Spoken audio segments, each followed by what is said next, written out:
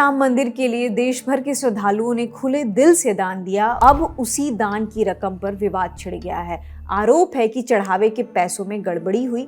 मामला इतना बढ़ गया कि जांच के लिए एसआईटी का गठन हो गया है। श्री राम जन्मभूमि मंदिर ट्रस्ट ने सीएम योगी आदित्यनाथ से स्पेशल इन्वेस्टिगेशन टीम से जांच करवाने की मांग की थी। अब एसआईटी का गठन भी हो गया है। एसआईटी के अध्यक्ष के रूप में विजय विश्वास पंत आईएएस मंडलायुक्त लखनऊ को नॉमिनेट किया गया है। आईपीएस किरण एस, स्पेशल फाइनेंस सेक्रेटरी नील रतन एसआईटी में शामिल किए गए हैं। इस एसआईटी को 7 दिनों के भीतर प्राइमरी रिपोर्ट पेश करने के लिए निर्देश दिए गए हैं। उसके बाद 15 दिनों के भीतर अपनी अंतिम जांच रिपोर्ट शासन को सौंपनी होगी।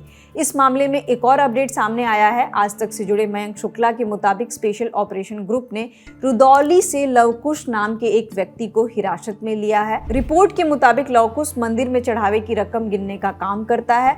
उसके घर से करीब 10 लाख रुपए भी बरामद किए गए हैं। बताया जा रहा है कि कुछ रकम घर की अलमारी में रखी गई थी, जबकि कुछ नकदी गोबर के ढेर में दबाकर छिपाई गई थी। आरोपी लवकुश के पिता बच्चूलाल ने बताया कि वो 4-5 महीने से राम मंदिर में नौकरी कर रहा था।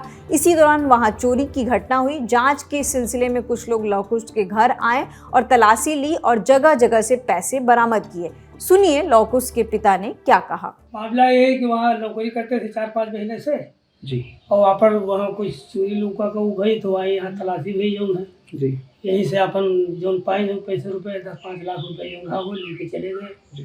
हाँ, पैसा कहाँ से बरामद हुआ? अंदर अच्छा, घर के अंदर। अब क्या कहना चाहते हैं?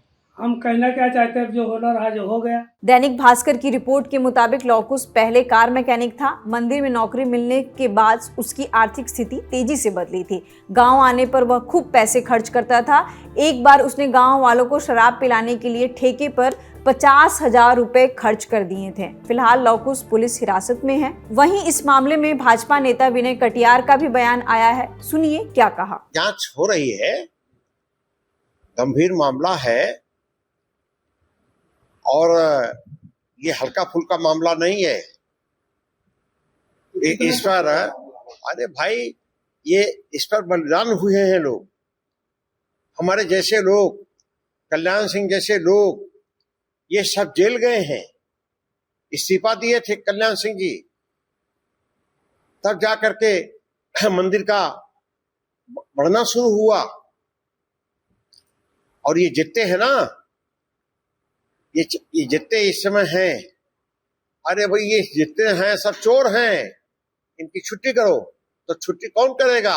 विनय कटियार कर देंगे कल इसी समय। कितने साल का घोटाला है, क्या घोटाला है, ये तो सब मालूम है, हो जाएगा कल जब डंडा चलेगा तब मालूम हो जाएगा। इसके अलावा समाजवादी पार्टी के नेता पवन पांडे मांग कर रहे हैं कि जब तक पूरे प्रकरण की निष्पक्ष जांच पूरी नहीं हो जाती, तब तक ट्रस्ट से जुड़े प्रमुख पदाधिकारियों को नैतिक जिम्मेदारी लेते हुए अपने पदों से इस्तीफा दे देना चाहिए। सवाल मेरा यह है कि जो महिपाल सिंह थे, संघ से जुड़े हुए थे, संघ के निष्ठावान कार्यकर्ता थे, और जब उन्होंने इस बात को स्वीकार किया कि हमने चढ़ावे में जो चोरी होती थी, चढ़ावे में जो धातु चढ़ते थे, सोना चांदी हीरा मोती चढ़ा, उसकी चोरी हुई, रुपए की चोरी उन्होंने कैसे पकड़ी, गड्डियां कैसे पकड़ी, उन्होंने सारी चीजें सार्वजनिक की। और वो संघ के मजबूत सिपाही और मजबूत कार्यकर्ता थे, जिनकी ड्यूटी मर्यादा पुरुषोत्तम प्रभु श्री राम के मंदिर में लगी थी। जब सारी बातें महिपाल सिंह जी ने सार्वजनिक की, उसमें उन्होंने आज के जो अयोध्या के आधुनिक स्वयंभू शंकराचार्य हैं चंपत राय जी का नाम लिया, अनिल मिश्रा जी का नाम लिया, गोपाल जी का नाम लिया, और भी कई नाम सार्वजनिक किए। जिनके नाम सार्वजनिक किए महिपाल सिंह ने, जिनके ऊपर उन्होंने आरोप लगाया, अब वही मीटिंग करके जो है क्या करना है ये तय कर रहे हैं। मैं तो ये कहना चाहता हूं, ये अयोध्या है, मर्यादा पुरुषोत्तम प्रभु श्री राम ने भी इम्तिहान दिया था, माता सीता ने इम्तिहान दिया था। माता सीता पर इल्जाम लगा तो माता सीता को वनवास जाना पड़ा था। और आज ये लोग दिन रात जो राम के नाम पर राजनीति करते हैं, मर्यादा पुरुषोत्तम प्रभु श्री राम का अगर नाम न ले तो शायद इनकी जमानत जब्त हो जाए। 24 घंटा राम राम करते हैं, तो राम के आदर्श को अपने जीवन में उतारिए।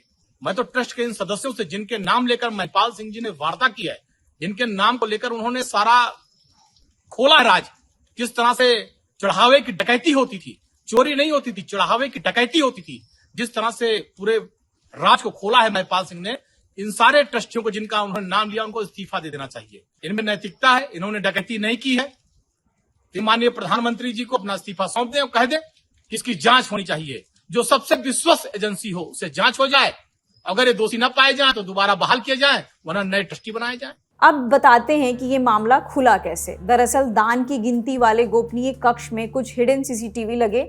इन्हीं सीसीटीवी में कुछ संदिग्ध गतिविधियां दिखी और आरोपों ने जन्म लिया। खुद को पूर्व लेखा प्रभारी बताने वाले महिपाल सिंह ने मीडिया से बातचीत में गिनती में गड़बड़ी के आरोप लगाए थे। उनके आरोपों पर हम डिटेल में वीडियो कर चुके हैं, लिंक आपको डिस्क्रिप्शन में मिल जाएगा। खैर, मामले पर राजनीतिक सरगर्मी तब बढ़ी जब अखिलेश यादव ने मंदिर के चढ़ावे में हेरफेर का आरोप लगाया और सरकार की चुप्पी पर सवाल उठाया था। इसके बाद मंदिर ट्रस्ट के महामंत्री चंपत राय ने सफाई दी और कहा कि समय समय पर ऑडिट होता रहता है, आजकल वही काम चल रहा है। फिलहाल एसआईटी का गठन हो चुका है। पुलिस और सरकारी अधिकारियों की तरफ से कोई बयान नहीं आया है। इस मामले में आगे जो भी अपडेट्स आएंगे हम आप तक पहुंचाते रहेंगे। शुक्रिया।